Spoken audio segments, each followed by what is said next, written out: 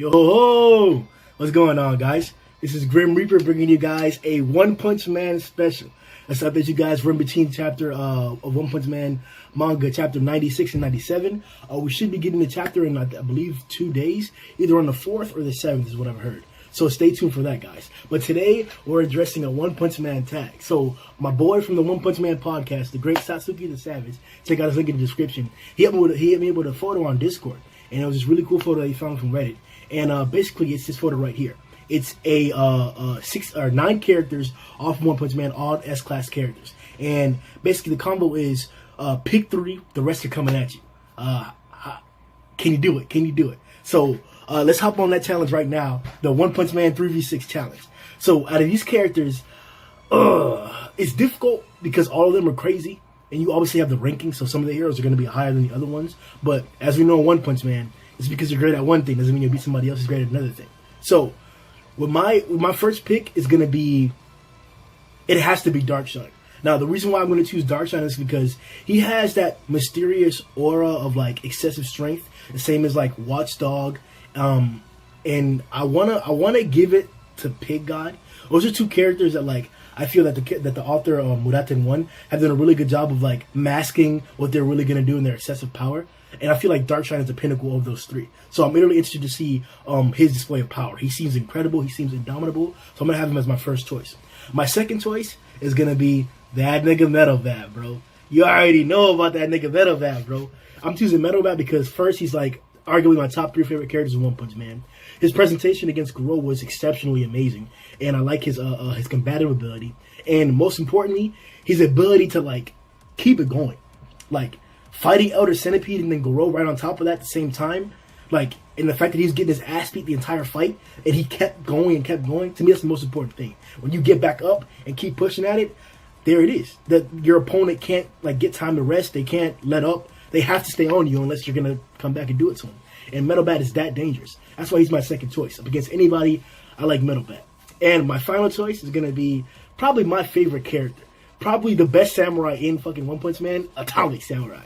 Now, we all know how Atomic is, bro. We've seen several instances of his excessive speed, his powerful slashing technique. He's an incredible samurai. He has 2 disciples under him, or 3 disciples under him, who seem excessively powerful. Iain being the top of the trio, very, very impressive. One of my favorite A-class heroes. Now, that being said, we've seen him cut somebody who had a master level blade in stance at his neck, and he was able to demoralize that monster-fied like samurai master shit in like the blink of an eye. We've seen the individual literally like cut without even seeing him actually do the actual cut. The horn of that rhino that we saw, I believe I think it was Rhino Wrestler. I'm not sure his exact name, but we saw him like cut through that, and then he used a toothpick to like obliterate the same being with slashes, like completely taking it apart. It was an incredibly like badass display. So with that being the case, those are my 3 guys. Now the second part of the 3v6 challenge is ranking the other remaining heroes and from most dangerous to least dangerous. So I'm gonna put it out there, since I got a few of the stronger guys to protect me. I'm not sure if I want to use rank, but I'm going to do it for this time. Bang. Now I'm a person who I'm very skeptical about Bang's strength. It was really, to me, he took a hit when he couldn't like fuck on Elder Centipede by himself. Being the number 3 hero and having to have a combination of his best friend and best teammate Bomb with him, it took away from his presentation for me. But I was very impressed that he still did that to Elder Centipede. He was still able to body Goro in that same fight beforehand. And Goro still, even in his vocabulary and his dialogue, in that same instance, in that same portion of the chapter in the fight, he made it very clear that Bang was nobody to be fucked with. And even he himself wasn't very confident in defeating his master. Even though he did have a tattered and weakened body at the time period from previous fights, I did find it to be a respectable presentation of Bang and Goro at the same time. So I'm gonna rank Bang as the #1 most dangerous hero at the moment. The next one I'm going to say is most dangerous is going to be Flashy Flash. Now, we've just seen Flashy Flash go ham. Like, I believe it was in like before 3 seconds. We don't really have a really good way to actually like measure the time of the previous fight in chapter 95 and 96, how that went. But we do have a pretty good approximation as to like how he's going to fight. You know, he's definitely like very wide ranging. Even when he fought the octopus, if you guys remember when the octopus showed up during the monster invasion and it was first taking over that building or whatever, Flashy Flash showed up to help the heroes out. And he did it pretty quickly. You know, it was a wide area, so he's quickly moving around, blitzing around. He did a lot of damage, and he was out of there. So we can kind of have a little bit of an understanding as to how Flashy Flash fights with now 2 fights under our belt seeing him. I'm going to name him the second most dangerous fighter here. The next one is Grimm. Now, I know you guys are going to start questioning me as to, like, when I get to this part, as to the next 3 heroes, and they should be switched around. I'm referring to Shiryu, a Mind Mask, and Grimm. Now, these 3 guys, we could say they're on similar power level. I personally believe a Mind Mask might be above Shiryu. That's only because of, like, I'll be honest with you guys, the community has done a really, really, really immense job of just battering me with the fucking Mind Mask, like, dick riding shit. Every other guy that I do podcasts with, every guy that's in the Discord community, check out the link in the description, is in love with Sweet Mask. I'm not a webcomic guy. We don't read webcomic or do webcomic content on this channel, but we are one and without the supporters. So anything that they do, you already know we in that shit. That being said, because I don't have essential information about a Mind Mask, I'm going to have to give it to Grimm as the next most dangerous hero behind Flashy Flash. Indomitable durability. I'm talking about any nigga can step up to Grimm. You're not going to end him. You're not going to end him. From arguably the top tiers inside the the Monster Association, they couldn't take him out. Now, that's not to say that he wasn't incapacitated, and that it's not to say that the group of monsters around Orochi couldn't have attacked after Orochi did all that to him, or Orochi himself finished him off after Grimm was knocked out. But just the fact that it was the Tank Top Master, Metal Bat, Watchdog, the group of A-class heroes, Bang, Bomb, Genos, Rover, Orochi. I just successfully got to 9 fingers. 9 fingers, and I'm pretty sure I missed some niggas along the way. That guy that had the swords for arms, he was pretty intense. Demon Class 2 and like his other associates. That man had all that within a 9 to like 10 chapter like cadence of him being the main character. If that, I believe it was more, a little bit less. Incredible presentation.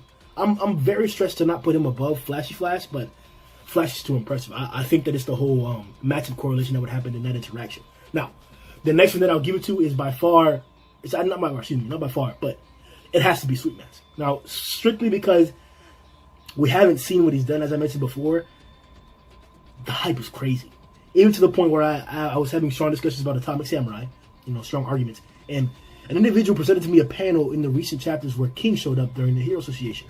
Whenever Mind Master was making his whole, like, I'm going to only lead the team. I'm the most responsible one here. All that bullshit. It seemed as if when he was talking shit to Flashy Flash, there was a panel where Flashy Flash let off some steam. And it was more like it's hard to explain it. And I'll try to get the information for you in a different, later on. But it seemed as if Flashy Flash was relieved that he wasn't going to have to fight a Mind Mask. And that's incredible. That's very, very incredible. Now, in that same instance, Atomic Samurai made it seem as if Flashy Flash is the one that, like, had all the strength and that he was going to fucking body a Mai, but that's to be seen and to be speculated on. Like I said, it's going to be really interesting to get more of those characters. The next guy is Shiryu. Now, Shiryu's a fucking beast. Unfortunately, the biggest presentation we got from him was against Saitama, and then that one other hero, martial artist who took a monster cell, and then he went to monster level.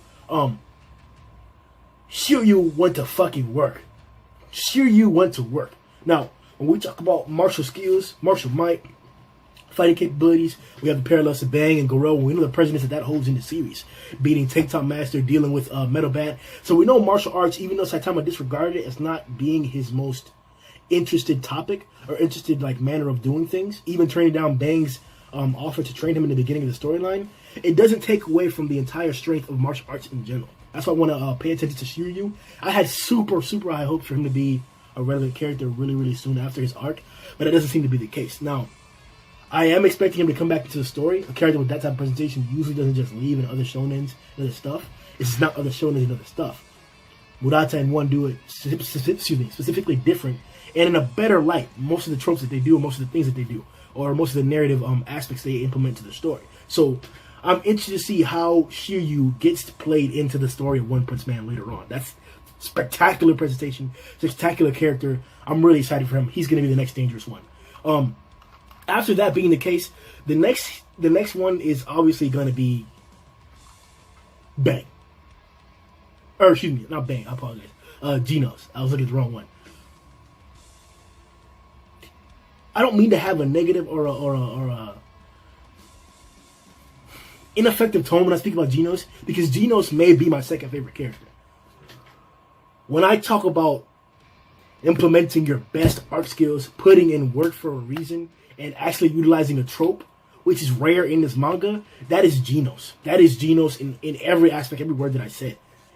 Murata put so much effort into how Genos looks, every single panel, the attacks he does, the battle combats, because he's technically one of our main cast members. He was there before any of the rest of them with Saitama. He's one of the two. So I always love it when Genos is on the screen, when he's fighting. His fights always look the coolest. We get him pitted up against some of the crazier villains of the time to get that same trope fulfilled for the other things that happen in the story, for the different types of narrative techniques that are used to make characters look better, weaker, move the story along forward. He's often one that's used as the pivotal turning point for that. Whether it's that he defeats a villain at the end of the day, whether it's that he gets beat, whether it's that he's still contemplating how to get stronger, whether he's not strong enough. All those things that come into play with Genos, it makes him such an amazing character. But the fact that he continuously cannot defeat some of the pivotal roles, where the things and the occasions where we see him, he cannot come out on top, that's why I have to put him as the last hero.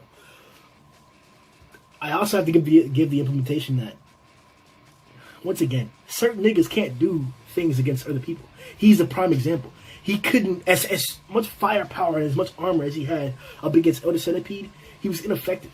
So, I don't mean to point at Genos or point at that, deficiency or that thing to be, the main reason as how I'm going to rank some of these guys, but it's definitely a very, very pivotal part. Now, to end the video, the last part we're going to do is how would the fight go. Now, this is going to be crazy. I don't necessarily think that this team is going to be able to protect me and stay alive, but it's going to be a goddamn fight. So, the way I see it is that Genos being a hot-headed character, just like Metal Bat, will probably go in first. Now, with the martial preparation and the discipline that Goro and Shiryu have, I don't expect them to be head-on fighters, but we know how they fight. I expect them to be very, very tactical to getting close with you, and then once you're in a suitable state, they're going to be very, very effective in taking you down. We've really only seen them against 1v1 fighters. Goro not, but Shiryu, yeah. So I'm interested to see see how if later on in the story they get that development, fighting multiple niggas at the same time. If Shiryu would have fought Goketsu and Saitama at the same time, shit like that, that would have been okay, my nigga, you're that guy. But that didn't happen. So I'm gonna leave those three as in the second row in the back. They're gonna be the second assault to attack my team, led by a Mind Mask. Now, Mind Mask is a very pompous guy, but even in the Attack of the Hero Association just now, he wasn't really leading the charge. He was more in the back. He took the same role as Darkshine and some of the other heroes did when Tatsumaki was around. So I'm gonna leave it to that presentation with those three guys. I did an amazing job at taking Darkshine out of the lineup. He's on our side protecting us. Darkshine would be the most dangerous guy to have going up against you, because we just don't know what he can do, and he seems indomitable. So I'm gonna leave Darkshine's assault, and I want to assume that he's going to be in the beginning. He's going to be one of the first ones leading the assault with Genos, because he's more of a team player type guy. We saw how he helped out Mizuki in the last few chapters, always protecting her, being around her, because they're like-minded gymnasts, I believe. So in this fight scenario, I'm going to assume that Darkshine and Genos are going to come out first. With Darkshine being so powerful, I'm going to go ahead and just mark Bang out of the picture to try and neutralize him. Now, I'm going to give Bang the benefit of the doubt this one time. I don't think he's going to beat Darkshine, but he does have a higher rank than him. The Hero Association does have more information about the ranks and the strength of the characters, as well as other factors than we do. We only know a certain amount. So I'm gonna say that Bang and Darkshine get neutralized. That leaves me with only two heroes, Metal Bat and Atomic Samurai, which is incredibly dangerous. The very fact that we've had arguments in the One Punch podcast and other things about whether Flashy Flash is faster than Atomic, whether Atomic could kill Flashy Flash even though he has less movement speed, things like that, it makes me very, very, very skeptical as to could Atomic deal with more than one hero. Flashy did it. Flashy dealt with more than one Dragon Class, and he even said that if even one of those Dragon Class ninjas got away, it may have been trouble for the rest of them. So it gives more claim as to can I really give or deal with Flashy Flash with one nigga? Or, yeah. And I think that'll be the downfall of the whole situation. The fact that I'm going to have Atomic Samurai fight more than one guy, and it's probably going to be a My Mask and Flashy Flash, I think that's where the downfall comes in. With Genos coming out, though, now we have Genos, Shiryu, and Garo. Now, these are three of the mid-level guys. Garo definitely is possible to scoot him up a little bit more, but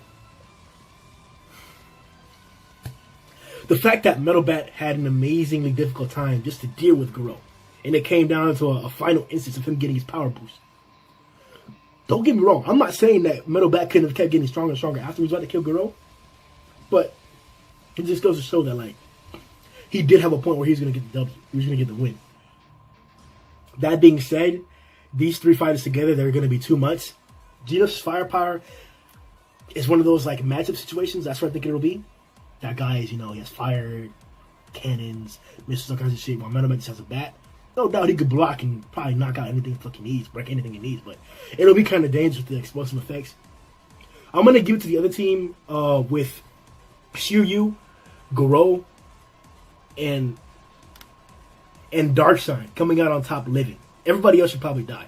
I think Flashy should be able to kill. He should be able to kill Flashy at least. Or excuse me, Atomic should be able to kill Flashy at least. I'll give you Sweet as well. Sweet will survive the massacre. So it'll be Shiryu, Sweet Mask, Garo, and Darkseid will probably survive. That makes it difficult. Now I've got these three fighters against Darkseid. Yeah, those three guys would take it. I think they would defeat Darkseid. None of them have shown any pompous like attitude or demeanor or like personality towards him or any traits like that. But it's this combination of like invulnerability, man. Like these guys, how do you even hit them? Like they're all martial fighters. Sweet Mask may not be that, but he seems like potent as fuck. That's it, guys, for the video. Hashtag One Punch Man 3v6. I'm going to be tagging some of the other content creators like Satsuki the Savage and Blastar to try and do a video like this. So spread it around. Hop in their comment sections and tell them to do a video like this. Tag out the picture. The picture's going to be in the Discord. So send it to them, put it on Reddit, spread it out. Let's get this One Punch Man 3v6 challenge going, man. Yo!